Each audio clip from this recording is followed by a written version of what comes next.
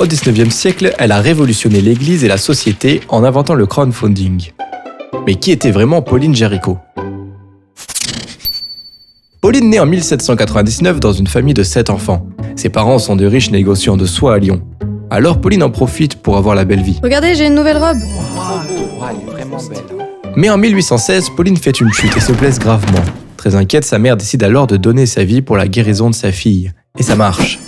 Pauline est guérie, mais sa maman meurt. Peu après, Pauline entend un sermon sur la vanité. La vanité, c'est péché.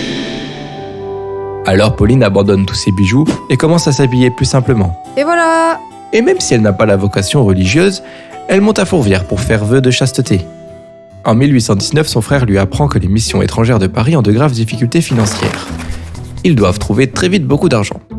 Alors Pauline a une idée, demander à plein de gens de donner juste un tout petit peu en échange de nouvelles de missionnaires. Et ça marche. Si bien qu'en 1822, elle doit créer l'œuvre pour la propagation de la foi pour organiser un peu mieux les choses.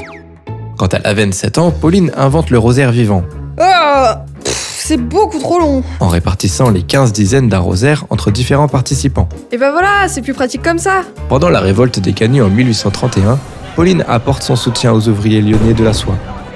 Elle leur distribue des chapelets afin de répandre la prière du rosaire. Chapelet, qui veut des chapelets? Ils sont beaux mes chapelets. Mais au fil des années, sa santé se détériore. Alors que tout le monde la pense condamnée, elle se rend en pèlerinage sur la tombe de Saint Philomène. Et là, miracle, elle est guérie. De retour à Lyon, Pauline imagine un nouveau projet pour venir en aide aux ouvriers.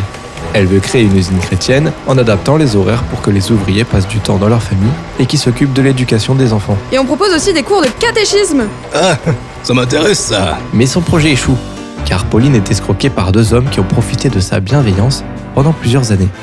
Ils font semblant d'être intéressés par son projet et disparaissent avec l'argent. Merci pour le bénéf, moi je me barre. Elle se retrouve avec une usine dans le Var, mais plus d'argent pour la faire tourner. Et à Lyon, les gens se moquent d'elle. Pauline est ruinée, et ses conditions de vie se détériorent grandement. Mais elle tient à rembourser ses dettes. Alors elle propose aux gens de traverser son jardin pour arriver plus vite à Fourvière, moyennant un droit de passage. Mais encore une fois, des notables la prennent de haut, construisent un chemin concurrent et finissent même par faire abattre le mur de son jardin en son absence. Pauline meurt finalement le 9 janvier 1862 à 63 ans, en pardonnant à ceux qui l'attaquaient depuis des années. Et est-ce qu'elle a été heureuse ? Oui, et même bien heureuse.